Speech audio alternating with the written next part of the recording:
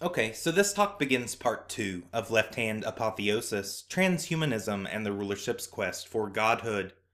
In part 1, we explored the mainstream definition of transhumanism and applied it to the Hegelian dialectic, or problem-reaction-solution, dialectical technique of social manipulation.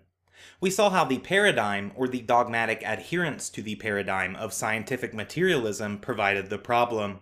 That transhumanism itself was the reaction to these problems caused by scientism, and that the occult elite's post-human globalized society was the preconceived solution. We saw how, much like other religions, scientific materialism itself was held together by group assumptions, that allegiance to the paradigm was held in higher esteem than actual experiential results, and that born from this dogmatic ideology came the reactionary movement of transhumanism. We saw that transhumanism's most popular and influential proponents lacked true holistic intelligence, and were broken men and women who were deliberately propped up and paraded as experts, authorities, and intellectual visionaries on the subject, and that this, and the consensus immersion in gross physicality, the increasing reliance on technology, an incorrect and myopic view of history, and the three instilled social dynamics of collectivism or hive mentality were all artificially instilled reactionary social trends leading humanity toward a transhuman future. We explored that the transhumanist movement openly proclaims that it wishes to transform what it is to be human. And because the dogmatic adherence to scientific materialism is so severe, transhumanists believe their ideas of so-called bettering humanity are considered to be, and designed to appear to be, the only possible option for moving forward.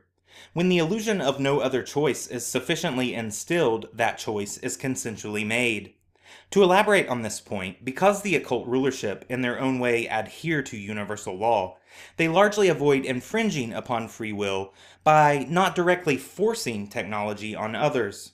Although the covert integration of nanotechnology via environmental factors is most definitely an ongoing practice, something we will cover later in this presentation, yet nonetheless, the rulership still focus the bulk of their attention on crafting a proper social environment that will lead people to accept the integration of technology into their lives, and eventually even their bodies willingly, by choice of their own volition. Some may call this manipulation coercion, and that it still represents a violation of universal law, and they may have a good point to say so. Nonetheless, the massive amounts of willful ignorance, of complex ignorance on humanity's part, certainly is a huge factor that offsets much of the rulership's infringements upon free will.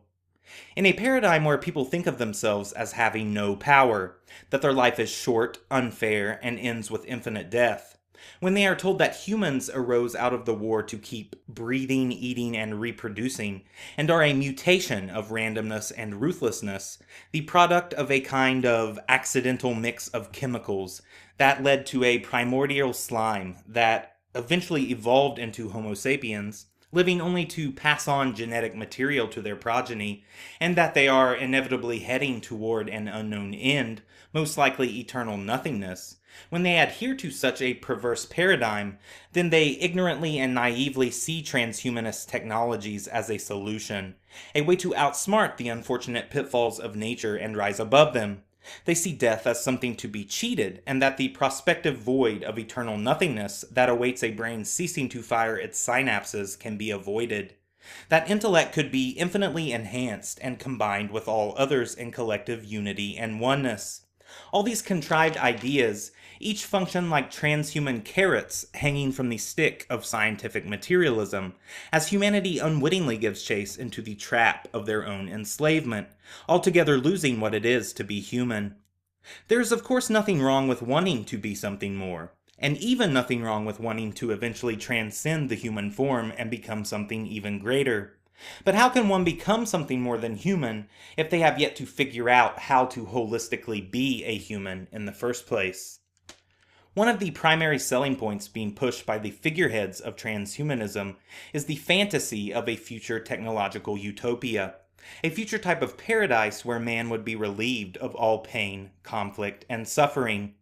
Not only is such thinking supremely naive, but it also represents a fundamental misapprehension of the nature of life and of growth. The promotion of this premise of less effort, less pain, and more happiness is in direct opposition to how human beings approach reality when their consciousness has not been artificially conditioned to perceive strictly from five sense reality in a societal environment that promotes instant gratification through minimal effort. For indeed there is something much more important than living in blissful, effortless happiness for all eternity. And to answer what that something might be in a wise and adequate manner, we must ironically refer to science as it originally existed in antiquity. After spending a large portion of Part 1 elucidating the problems and shortcomings of science in its current degraded manifestation, it is only proper to continue by first exploring science as it existed in the ancient world. And in doing so, we shall see the sheer depth, beauty, and astonishing wisdom that was devised by our ancestors. Wisdom that can be unlocked within ourselves today, as the veracity of such early truths was so great that they exist on eternally within us. They are one with the very essence that ensouls who we are. Today's division of essential learning into all its various competitive and non-cooperative fragments has destroyed the synthesis of this knowledge. Learning has been divided into countless isms and ologies, departments and subdepartments to such a fractured degree that these disciplines no longer optimally serve us in a constructive manner. In the ancient world, science, religion, and philosophy were all one thing.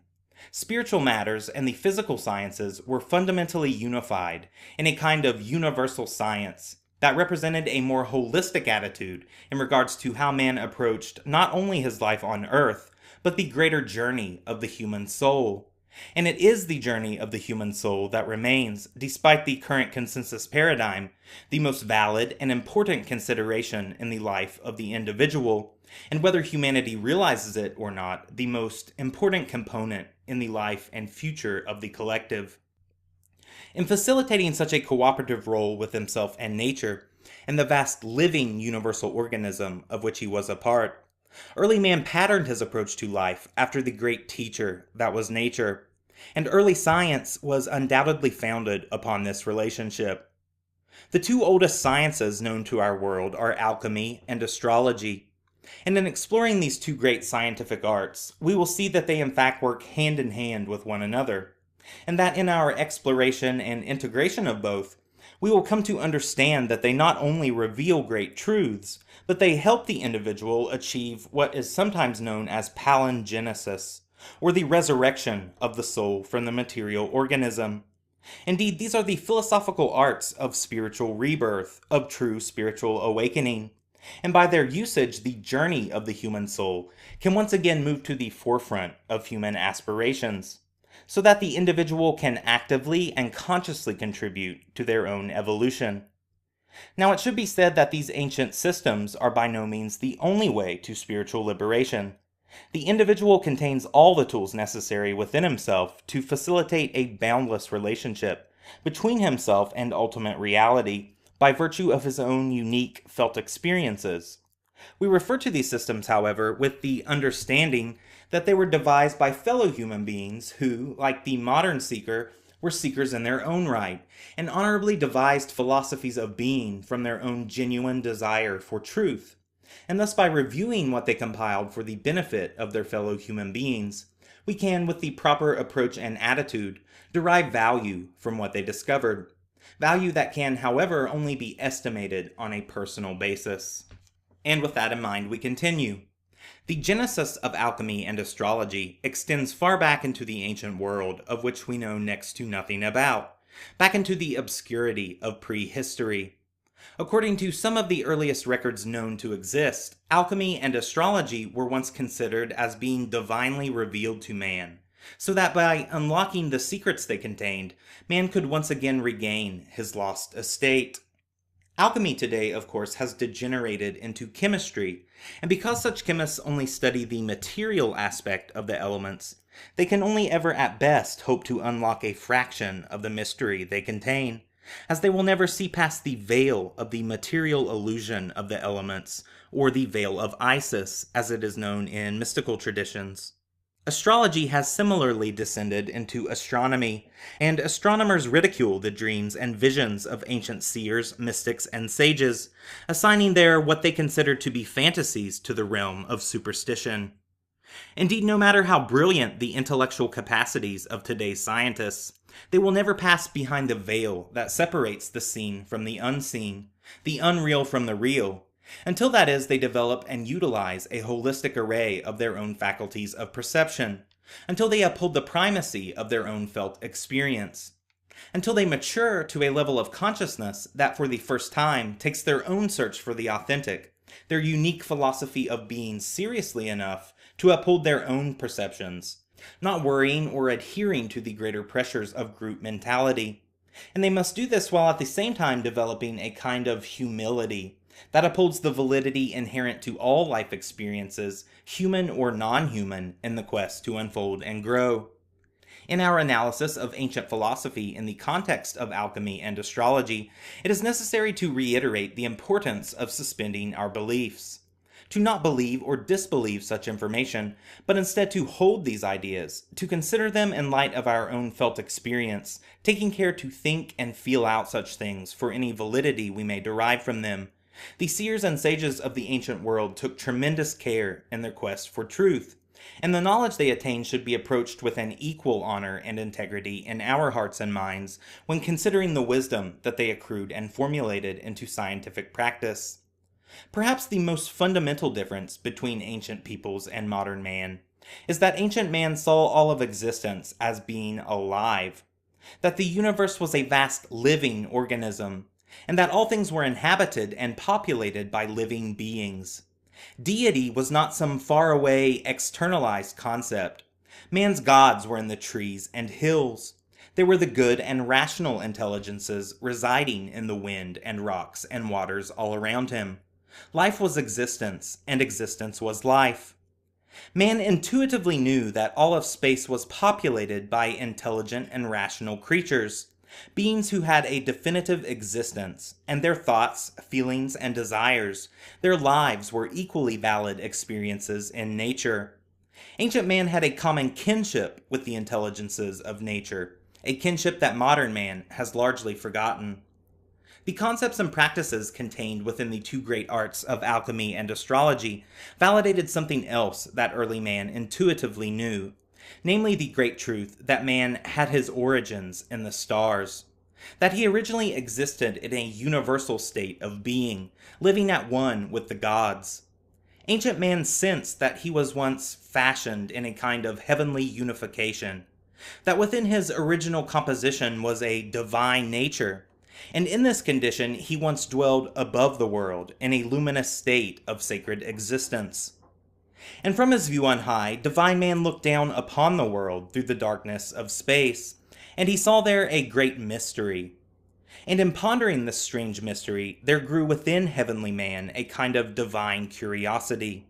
And he then realized within himself that there was indeed something much more important to him than being happy forever.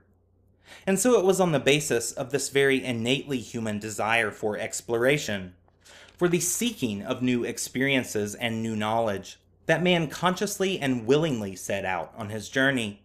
And with this willing departure from eternal blessedness began the great cycle of human existence. Ancient peoples recognized the ubiquitous human desire to explore the unknown because they felt this desire within themselves. And it was for this reason that they did not have a fall in their theology in the sense that we know of it today, this concept of man being driven out of paradise. Ancient man did not feel that such a thing was true. He did not conceive of himself as an unwilling, involuntary exile, nor did he intuitively feel that he was being punished for his original sin, as religions today would have him think. He also most certainly did not feel that he arose by accident, for no reason, in a randomly mechanized dead universe, as science would have him think. Man instead went forth on his journey in the spirit of adventure, to explore the unknown, because such is the nature of man. It is indeed the nature of life itself. Man wanted to know what was below, beyond, and around him. He wanted to forge for himself his own path, and to gain achievement on that path. to gain personal triumphs of the kind that can only come through his own efforts. He wanted triumph over limitation. Because again, there is something much more important than being happy forever. And this more important thing is to go forth and learn. It is a natural instinctive desire within man to learn by experiences that are forged in the face of the unknown. When left to our own devices and not ruined by malicious conditioning, we are all learners and seekers, and life is a questing for the discovery of value. Life is man gradually gaining personal victory over darkness and ignorance. Life is the unfolding of some glorious and mysterious game, a divine type of game. And it is in the spirit of this great concept that early man approached his life. He approached the world in the spirit of courage and curiosity, fully realizing, accepting, and embracing the dangers and hazards of his reality. Because with every potential danger and hazard that he faced, there was also a potential victory. A victory that taught him and awarded him with new knowledge, insight, and wisdom. Every hardship was an opportunity to be greater than circumstance. And these feelings and thoughts and the spirit of human adventure, according to the doctrines of antiquity, compelled man to embark out upon the mystery of the world. He went forth out of a state of innocence and on a divine quest to attain virtue. Out of a state of static potential and down upon the mysterious spheres of dynamism and potency. Out of a state of balance and into a state of imbalance to rise himself back into balance. Out of the light and into the darkness to illuminate that darkness through the illumination of himself. He embarked upon a great mystery, the mystery of self-knowing. And because of this quest, even biblical scripture manages to tell us that in the fullness and course of time, man will rise to a state of being greater than the angels, as our angelic brethren did not go forth, but instead chose to stay in the comforts of their heavenly home. So divine man willingly left his abode in the heavens and traveled down upon the strange mystery of the spheres to begin this great experiment of living. And the first thing man had to accomplish before he could adequately function in any given sphere or world was to build for himself a body. He could not move from one state of matter to another, from one configuration of energy to another, unless he had fashioned an instrument within himself by which he could be attuned and adjusted to each state of being through which he would be passing. When man moved downward from his original state, the old mystery philosophies tell us that man did not lose his divinity, nor did he cast it off. Rather, he simply enclosed it, or concealed it within himself. He put on new vestments, but the same divine being was still within them. The God within him did not die, it did not leave him, rather it was restricted by the vestments he took upon himself. And these vestments were derived by descending through the various parts of the solar system, descending through the various planetary spheres and the circular planes of their orbits. And as the soul descended through the planetary orbits, so says a multitude of ancient doctrines from antiquity, the god or keeper of each planet bestowed upon the soul a gift, veiled as a restriction upon man's divinity. As man traveled through the eye of the rings of Saturn, Saturn bestowed upon man's soul the potential virtue of prudence. Saturn did not give man prudence, rather he gave him the potential to become prudent.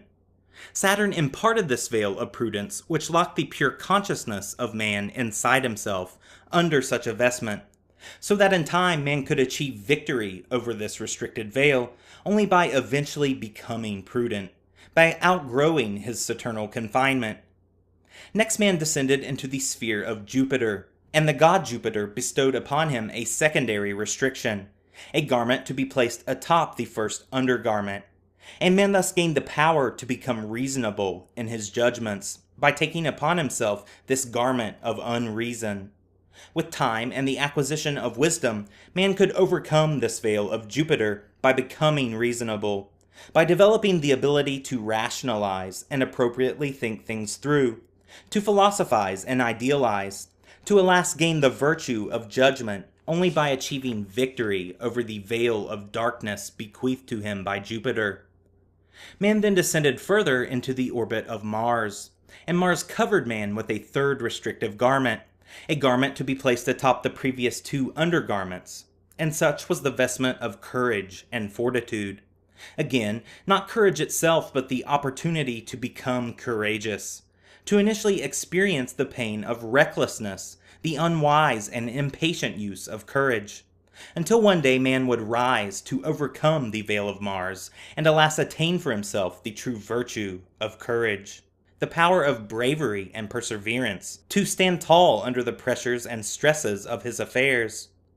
And then still further man descended until he reached the orbit of the sun, and the sun bestowed upon man another garment to be placed over the previous three. Man was then enveloped in a halo of light by the power of the great solar sphere, and he was then gifted the potential of vitality, the power of energy, the ability to be sustained and supported by this energy. Man could learn how to use his vitality wisely and not frivolously, to utilize his life force for the betterment of himself and for those around him. Next, man entered the orbit of Venus, and the spirit of Venus imparted to him beauty. He gained the potential to love, to sacrifice for the betterment of others with affection, to forget the selfish needs of himself in charity and service of those whom he loved. And this garment was placed atop all others, and man was beginning to become weighed down with all his numerous vestments. Next man came to Mercury, and here he was given the ability to become skillful, quick, witty, and cunning.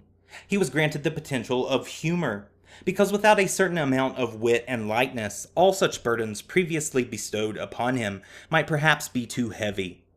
And then man descended to the orbit of the moon, and here the garment of imagination was imparted to him. And again it was placed atop all others, and this potential for imagination was the power that in time would break and unlock all the binds and boundaries that held him back. Once developed and realized, imagination would liberate him and release him into a larger living reality.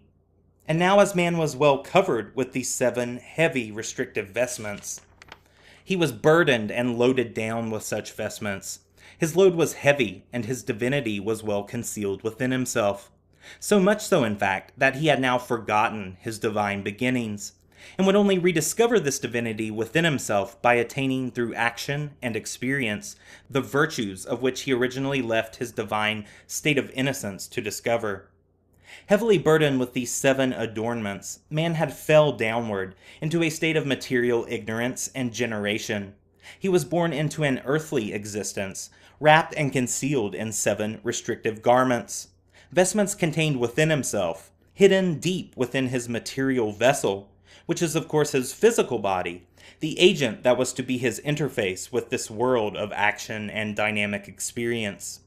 Each vestment was a potential power of his soul, the 7-fold or septenary powers of the soul, potentialities of consciousness within himself only to be discovered and adequately and wisely utilized through his own effort, restrictions upon himself to be unlocked and transmuted into the gifts that they truly represented.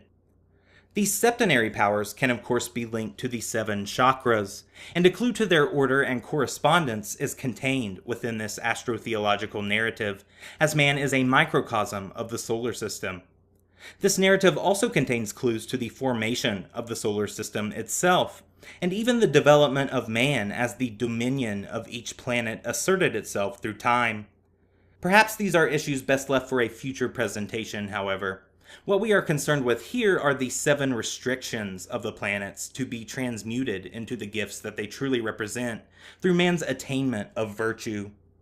Initially, such gifts were burdens of ignorance and darkness that enclosed man's soul within himself, burdens that he carried into the sleep of matter, the spiritual death that was his physical waking existence.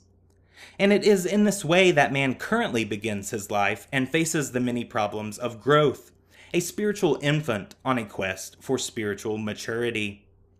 We thus see in this great astrotheological narrative, which was intuited, known, and compiled by numerous spiritual traditions of antiquity, that astrology is the study of heavenly bodies in terms of the influential energies that radiate from them, rather than merely examining, as astronomy seeks to do, the physical appearance and construction of cosmological bodies as they move through space. Within astrology is a key to spiritual truths regarding the reality in which we find ourselves, truths to be studied philosophically to better come to know the energetic constitution of which we are comprised. As the 16th century adept Paracelsus said, quote, "Man derives his spirit from the constellations, his soul from the planets, and his body from the elements." Unquote. Astrology is a tool for orientation on a universal or cosmic level, whereby we can align ourselves with the greater plan of the unfoldment of existence and our role in this unfoldment. Until modern man senses and realizes once again that his ultimate destiny is not wholly fulfilled in the small, seemingly linear progression of immediate experiences of which he is familiar, he cannot hope to develop a grander, long-range perspective, capable of inspiring him on a course of constructive conduct, both for himself and for the others who populate the reality in which he shares. This astrotheological narrative also illustrates just how differently ancient man approached the problems to which he was bound. He intuitively realized that man's limitations were not unfortunate consequences or flaws inherent in nature. Rather, these limitations had a purpose. They were in a strange and glorious way a part of the sacred unfoldment, part of the plan of man's living destiny.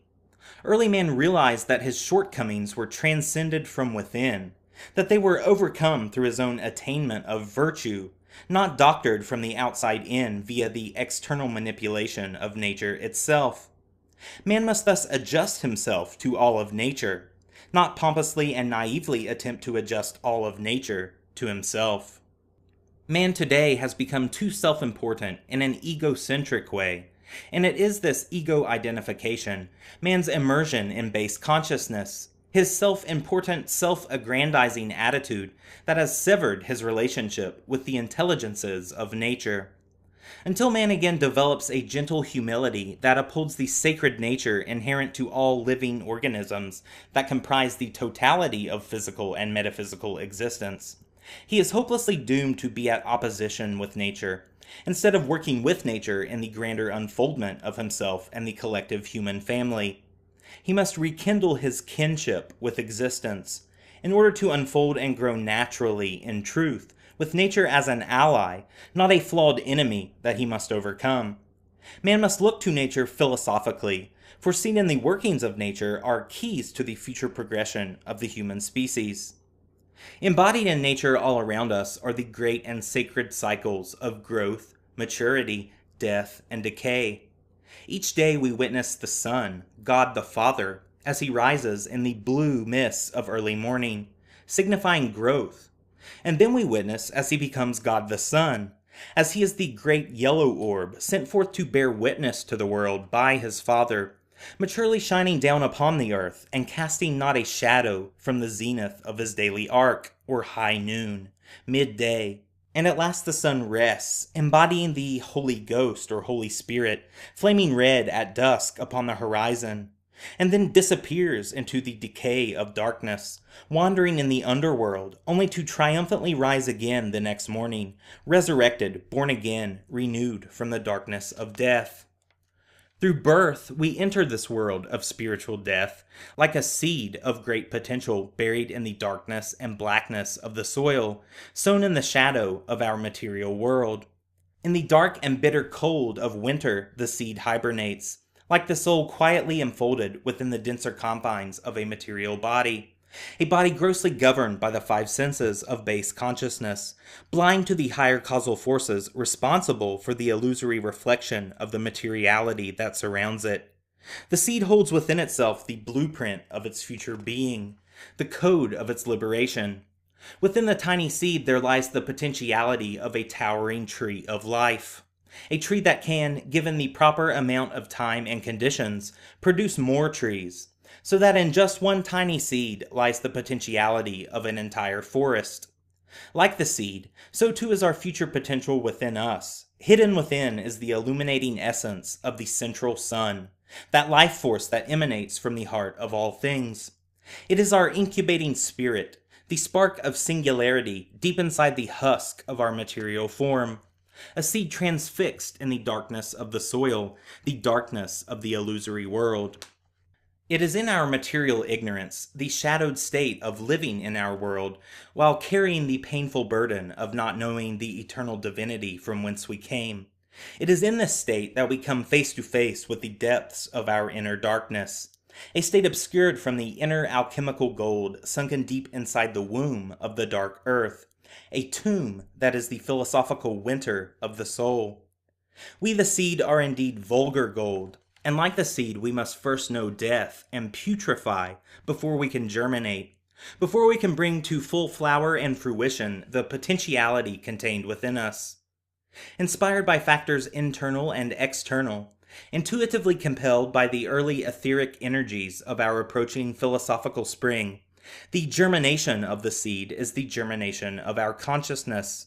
And just as the seedling trudges upward through the dark, dense resistance of the soil and gains bearing and groundedness by the anchoring of its roots, so too does our consciousness gauge and calibrate its inner compass, meandering through the shadows of ignorance, turning inward through the depths of our being, seeking the eternal prize nested in the heart of who we truly are, feeding the slow-burning fire that purifies our psycho-spiritual energies, as the base metals, the lead of our saturnal confinement, the tin, that's T-I-N, of our Jovian lack of reason, the iron of our Martian recklessness, the copper of our Venusian passions, the neutrality of our mercurial condition, as the blackened vices of our unconscious self are transmuted, as they are whitened through the evolving action of our inner heat, the elements of conscious awareness transmuted from vices into virtues. In the time of the coming spring, we see the sprouting of our unfolding consciousness, a succession in the order of our transmutation. The hazy shadows of our inner ignorance are gloriously transmuted into the bright and shimmering reflective nature of silver.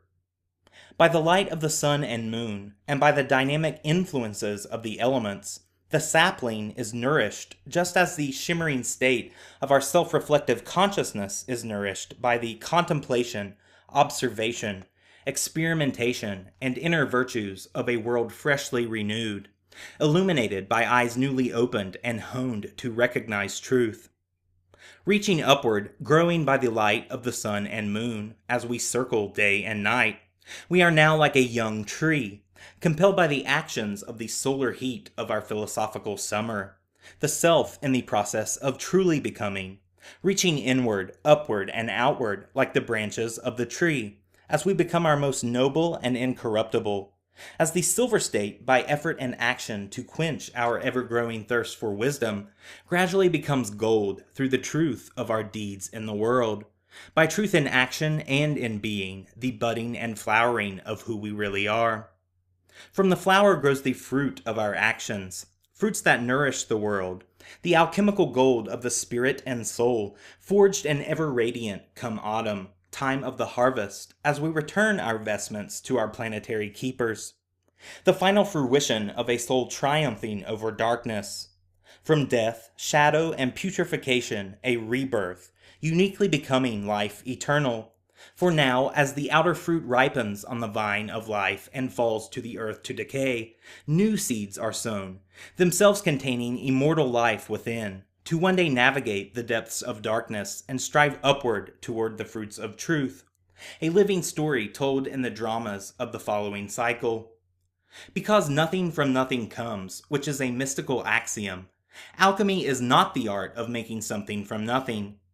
It instead is the art of improving that which already exists from within.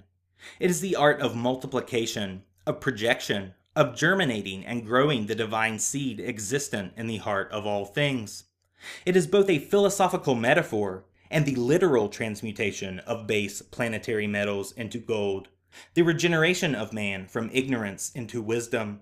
It is a process on the level of the elements, the human, and the divine. It is thus a threefold art, best symbolized by the triangle. Three processes, each in three worlds, each three occurring within each three. And it is thus one of the secrets behind the 33rd degree of Freemasonry, the three within each three, equaling 9, the number of divine man. The heart and will in the mind and will in the heart the mind and heart in the will, a transmutation, a regeneration from the broken shell of a human being into a spiritually alive, self-empowered individual with purpose, insight, wisdom, and truth, with a self-cultivated, newfound seership, one who has given birth to the higher manifestation of who they truly are, one who forwards the power they have attained through truth in action and in being in the world. We thus see that contained within not only alchemy and astrology, but the very rhythms and cycles of nature itself are metaphorical keys, embodiments of living wisdom, that show us the true cyclical art of man's evolutionary process. The point being made is not that early man nor his lifestyle were perfect. Rather, he had hardships and struggles just as we do today, although the darkness that befalls man today very much appears to have gained a kind of organization and dominion over man in a much more severe manner. Nonetheless, early man at least possessed the proper perspective. He did not see nature as an enemy to overcome. On the contrary, contained within the predicament provided to him by nature was a higher process, a deeper purpose that helped to guide the destiny of man as he embarked out upon a wondrous quest to attain virtue and wisdom, to eventually return the experiential attainment of his virtues to his original divine estate. And such was the purpose inherent to the struggle of earthly living, and ultimately the purpose inherent to the great cycle of human evolution itself. This great cycle of human evolution can be seen as a type of alchemical transmutation, whereby in falling into matter and generation and naively succumbing to the pitfalls of material ignorance, man must meet death. He must come face to face with darkness. He must putrefy before he can individually and eventually collectively transmute himself, his base estate, into alchemical gold. His destiny is to achieve palingenesis on a species-wide level, but he must, by virtue of his own will, rise his material incarnation back into spirit, and in doing so, satisfy that original and innately human desire to forego innocence in order to conquer the mystery of self-knowing, to feed the ever-growing wisdom of the human spirit, and fulfill the universal imperative that calls for evolutionary growth forged in the face of the unknown, contributing to the dynamic work in progress that is existence itself. Mistakes exist to be made, an extremely important consequence of this divine experiment in free will and universal law. In the great cycle of human evolution, the conscious awareness of humanity plunges into the depths of shadow, in a state of material immersion and base consciousness. Man's heart and mind work as completely separate forces, as putrefaction and inhibition befalls man, as the vibratory frequencies of man's constitution descend sympathetically with the greater cosmic cycles, and man partakes not of his higher sacred essences of celestial illumination, but instead operates in base awareness, governed by his lower senses and carnal appetites. In such a state of incubation, man forgets who he really is. The unsatisfactory nature of his condition is compounded by his total ignorance of its solution. Pain and fear of more pain become the motivating factors of the day, and adherence to natural law breaks down. Man abuses his gifts, as his harmonic relationship to the natural forces that surround him are directly proportionate to his virtuous use of the forces that comprise him. The darkness within him invokes darkness around him, and man turns to this darkness to further his now degenerated desires. It is possible, through the skillful scientific integration and application of specific formulae devised by the initiates and adepts of the ancient world, to invoke and indeed employ the services of spiritual entities for benevolent or malevolent purposes, and such a practice is known as ceremonial magic. The magician, either white, black, or gray, by the aid of ritual practices and devices, can, by the power contained in certain hieroglyphic figures, words, and rituals, come to gain control of, or collaborate with, the invisible inhabitants, benevolent or malevolent, of the elements, known as elementals, as well as the demoniacal entities of the astral world. The complex workings of the ceremonial magic practiced in antiquity was by no means evil. However, the power contained in such practices tempted the darker hearts among men, And out of the practices of ceremonial magic arose perversions of the art that led to the formation of several false schools of sorcery, who practiced what is commonly known today as black magic, and its current elitist manifestation, sometimes known as ritual Illuminism. It is quite possible that the wide-scale usage of such black magic in antediluvian or pre-flood Atlantis upset the laws of nature to such a degree as to in part contribute to the cataclysm that swallowed up the great civilization. Later in Egypt, which was a great civilization in its own right regarding its scope of learning and its high level of refined arts and sciences, again furnished an ideal setting for magical practice and experimentation. The ancestors of the black magicians of Atlantis continued to exercise and exploit their magical abilities and superhuman faculties, completely undermining and corrupting the morals of the ancient mysteries, sequestering their knowledge and widening the power gap between themselves and the masses in a scenario that continues to this day, although the manner in which they operate has evolved with the steering of the collective zeitgeist. In ancient Egypt, they established themselves as god-men, were the official link between the people and the gods, and in this way they usurped the positions formerly held by the initiates of the mystery traditions. Initiates who previously held such positions not in a perverse, egotistical, or forceful way, but rather held such positions respectfully, based upon their desire and interest for such knowledge, and upon their levels of attainment, and also because it was recognized that with such knowledge came the possibility for abusing it for selfish reasons. Nonetheless, the perverters of this knowledge eventually gained total control over Egypt's spiritual government. Black magic then dictated the state religion and degraded the intellectual and spiritual activities of the individual by demanding their absolute allegiance to the dogma formulated by the black priestcraft. The pharaoh became a puppet in the hands of a committee of arch-sorcerers elevated to power by the priesthood, just as today our supposed governmental leaders are mere puppets to the occult rulership atop the power pyramid. This ancient and virtually unbroken genetic lineage of dark occultists extends into the present day. The sorcerers of the Egyptian priesthood began the systematic destruction and sequestering of keys to the ancient wisdom, so that most could not have the knowledge necessary to reach adeptship without first becoming one of their order. Although behind the scenes the virtuous protectors of the highest, most sacred knowledge continued to keep the chain of light unbroken in the hearts of men. Nonetheless, the dark occultists perverted and altered the rituals of the mysteries, while at the same time professing to preserve them, so that even when the aspiring initiate passed through the degrees of their order, they were misled and deprived of the high knowledge of which they were so entitled. Phallicism and idolatry was then introduced, whereby the worshipping of images was encouraged, images which were originally intended as symbols for study and meditation. Erroneous and misleading interpretations were assigned to the symbols and systems of the mysteries, and confusing and overly elaborate religions were created to further confuse and bewilder the common man. The masses were deliberately deprived of their birthright to higher understanding, and they then fully fell into ignorance and naivety, eventually becoming enslaved upon the basis of this great knowledge differential. Religious misunderstanding and superstition thus prevailed, and in this way the black magicians gained total dominion over national Egyptian affairs, an illegitimate authority over an ignorant humanity that still continues to this day via a priestcraft that can be traced back from mighty civilization to civilization. One empire under many different names, whose genesis is the black sorcery that brought down the great civilization of Atlantis, a civilization that was likely superior to our modern civilization in nearly every conceivable way.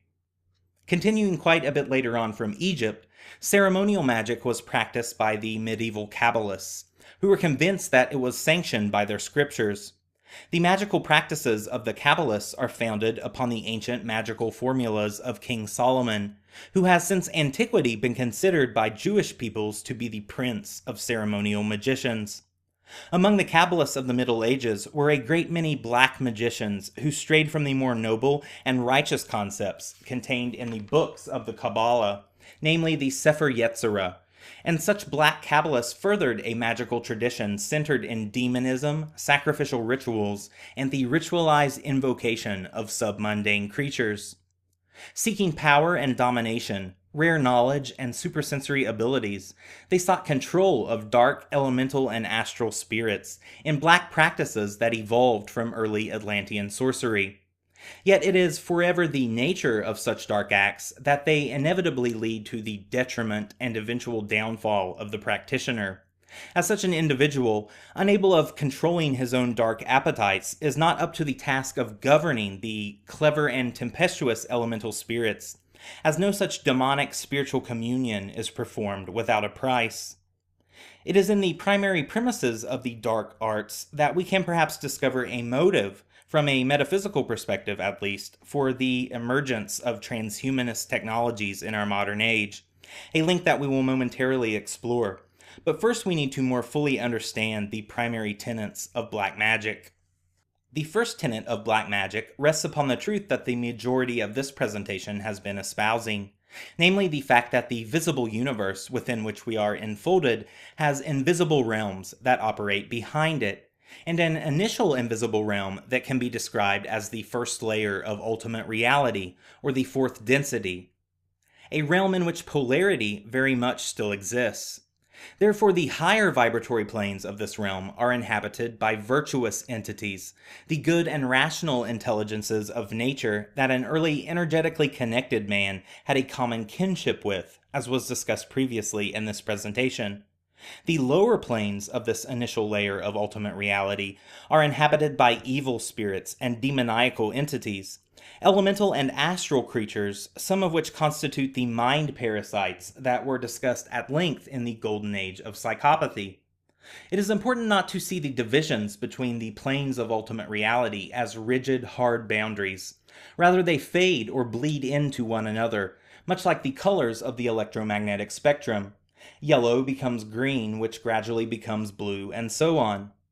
In addressing such mind parasites, the Golden Age of Psychopathy was an essay that asserted from a metaphysical perspective that psychopathy was a heterogeneous hereditary disorder of the human psyche and constituted a type of low spiritual immunity that readily enticed such mind parasites, as the psychopath lacked the spiritual resonance necessary to activate specific parts of their genetic coding, genetically and epigenetically responsible for proper neurophysiological development.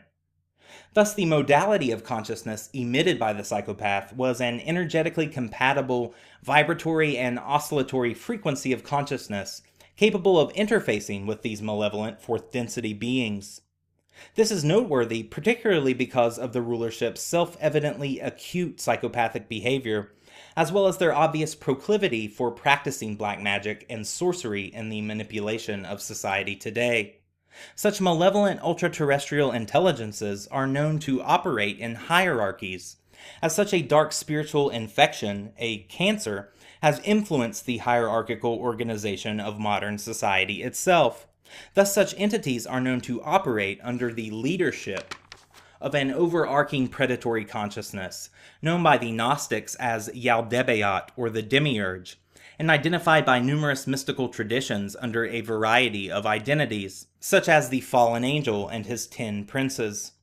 As we explored in the astrotheological narrative, the dark bestowal of restrictions upon man's divinity, only to be transmuted into the gifts that they truly represent, illustrates that the planetary intelligences too adhere to this polarity.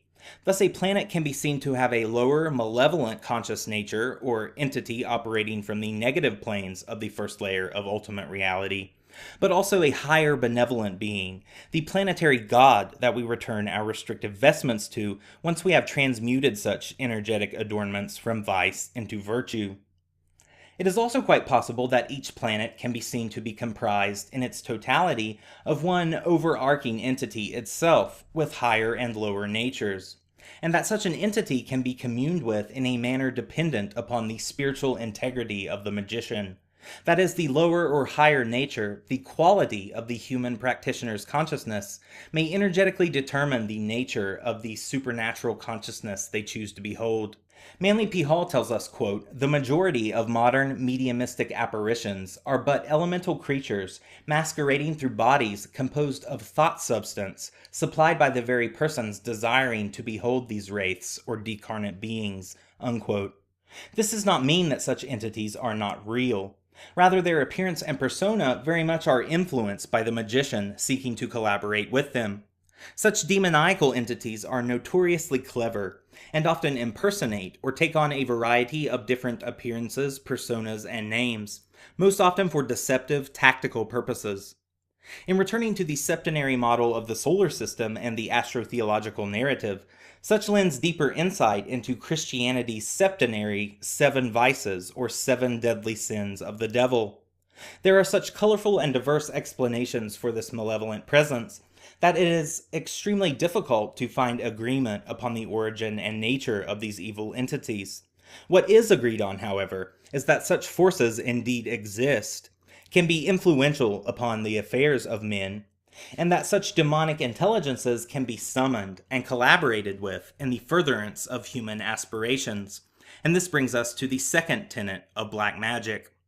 By way of the occulted processes of ceremonial magic, it is possible to contact these intelligences and gain their help in human undertakings. It is important to realize that such an activity in itself is not evil.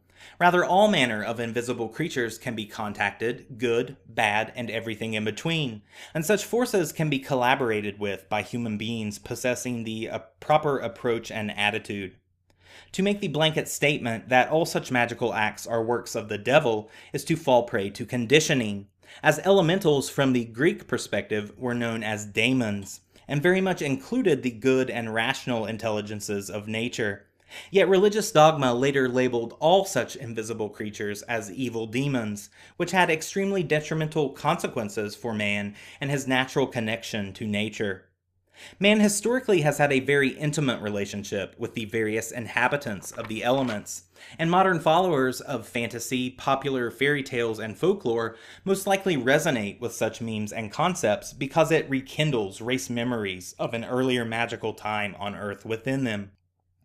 Such elementals can of course be divided into the 4 primary elements, namely earth, fire, air, and water. These elements have a gross substantive quality, but also a subtle vaporous essence behind their physical nature, and this subtle essence comprises the spiritual constitution of the invisible inhabitants of the elements. The earth element of ancient philosophies has been metamorphosed into carbon, the fire nitrogen, the air oxygen, and the water hydrogen. The beings that are known to comprise these elements are often termed elementals or nature spirits, and are real living entities, many resembling human beings in shape and form, who very much inhabit worlds of their own. Entities and worlds unknown to modern man because of both his underdeveloped senses, but also his tendency to pompously and naively consider himself as being the most valid and important experiencer in all of nature. To communicate with such intelligences requires a gentleness and a humility that upholds the validity and importance of the life experiences of such creatures. One must approach them with honor and integrity, not considering oneself as any more or less real or important than they are. In such magical, shamanic, and eventually natural explorations of the 4th density realms, one inevitably comes across the darker, mean-spirited creatures who interface with the imagination of the human practitioner, attempting to scare or strike fear in the individual, so that such entities can then parasitically feed upon the fear-based consciousness, the lower vibratory, higher density energy that they have inspired. In such occasions, it is extremely important to realize the incorruptible, unpossessable nature of one's inner life force, that the individual has a living power within themselves, infinitely more good, loving, and powerful than the fractured modality of being they embody. An eternal nature that such entities lack, yet greatly desire. Pity is thus a much more appropriate reaction than fear, and eventually with practice, one can become indifferent to such encounters. The darker hearts among men have traditionally looked toward the more insidious inhabitants of the invisible realms for help in human undertakings, and such demoniacal entities were and are more than happy to oblige them. Again, I encourage the listener to suspend their belief or disbelief, rather to instead approach such information holistically, taking care to think and intuit such things and consider this information in light of one's own felt experiences. Approaching such unconventional, challenging information using solely the intellect is nearly impossible, though it can still be done with a reasonable understanding of superphysics. Yet such still only allows for the possibility for such things to exist. In order to gain a more insightful, direct apprehension of the intelligences of the astral and fourth density realms, such requires both sacred masculine and feminine modalities of awareness, an activation of both hemispheres of the neocortex in order to lift the veil of Isis, the lunar veil of imagination, fully realizing and directly experiencing that the products of the human imagination are not, for lack of a better term, imaginary, rather that contained within the energetic portal between the brain's left and right hemisphere is a powerful holographic reality generator, more infinitely complex than any man-made computer algorithm will ever produce, a faculty that is literally divine, and is made specifically to interface with the infinite array of nature's many intelligences, and also to actively contribute to the infinite majesty of existence itself. The natural human being, when operating with their faculties of perception transmuted into the gifts that they truly represent, is incomparably more powerful, beautiful, and dynamic than anything that transhumanist technology will ever produce. That any external manipulation of nature by such a grossly imbalanced worldview will ever produce, and that to compare such things, with all due respect to the proponents of transhumanism, is literally laughable. So we thus see this veil of Isis, this veil of imagination, and how it is an absolutely primary hurdle separating scientific materialists and transhumanists alike from adequately understanding the true power and abilities that human beings possess. And one said ability, of course, is the communion with the invisible intelligences of nature, often by, but by no means always dependent upon, the secret processes of ceremonial magic. Good spirits are known to willingly lend their assistance to any worthy enterprise, but evil spirits serve only those who live to pervert and destroy. And this is because evil, in all its manifestations, is not eternal, but is subject to entropy. And without a fuel source, which is conscious energy of the same oscillatory and vibratory frequency, usually an octave lower, however, it cannot be sustained. Therefore, such demoniacal entities serve only to pervert and destroy, because it is this very energy created by this perversion and destruction that allows them to continue to propagate and function in our world. Which now brings us to the third tenet of black magic. It is possible to devise contracts with these spirits, whereby the magician becomes for a stipulated period of time the master of an elemental being.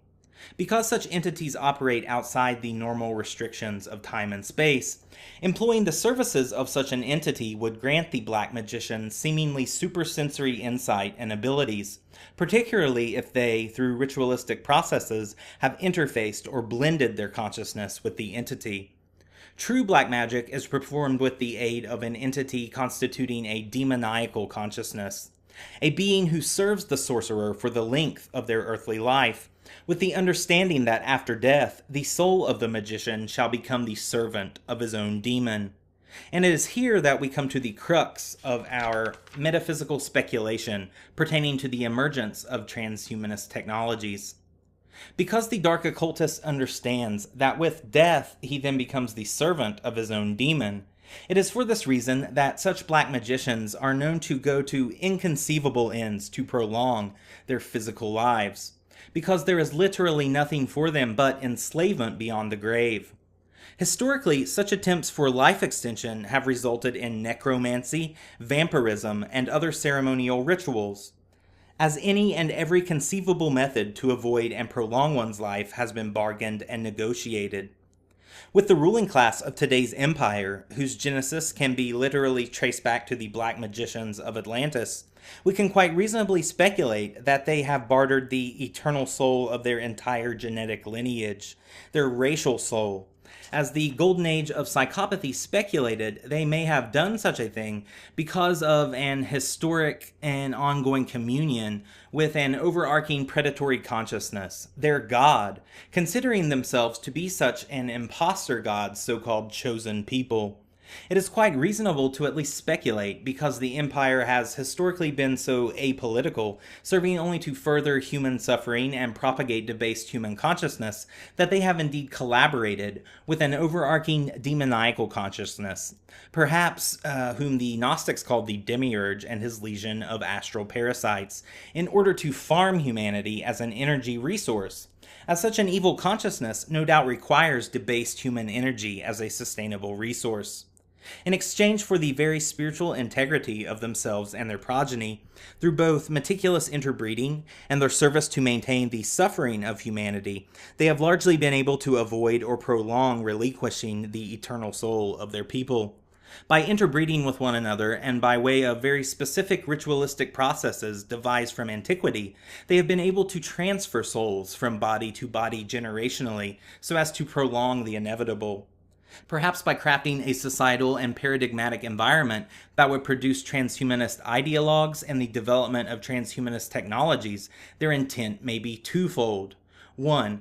To most efficiently control human consciousness and maintain it at a certain debased level by technologically collectivizing it in order to optimally sustain the entropic consciousness of which they have since antiquity collaborated with. And 2. To utilize the technological byproducts of their transhuman society to extend their own lives and avoid an eternal enslavement that they bartered away long ago since the dawn of civilization itself.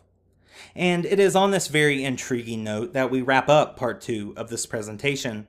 I had originally intended for this to be comprised of 2 parts, but I think I'd like to devote perhaps another hour to the subject, as I had intended to more adequately explore the technological trends leading humanity toward a transhuman future. Thus far, we have explored science in its current degraded manifestation, and we have seen how it has inspired the reactionary movement of transhumanism. We have now also explored science as it originally existed in antiquity, and have linked the natural, astrological, and alchemical transmutation of man, the grand cycle of human evolution, to the perverse, utopian fantasies of transhumanist figureheads. We have lifted the veil of imagination, and have shown that such a lunar vestment is a primary hurdle separating esoteric man from modern materialists and transhumanists alike. We have also now explored the tenets of black magic in the context of elitist Illuminism, and have linked such dark acts to possible motives for the emergence of transhumanist technologies, as well as a motivation for the emergence of scientific materialism itself. So thanks for listening, and stay tuned for part 3 of Left Hand Apotheosis, Transhumanism and the Rulership's Quest for Godhood.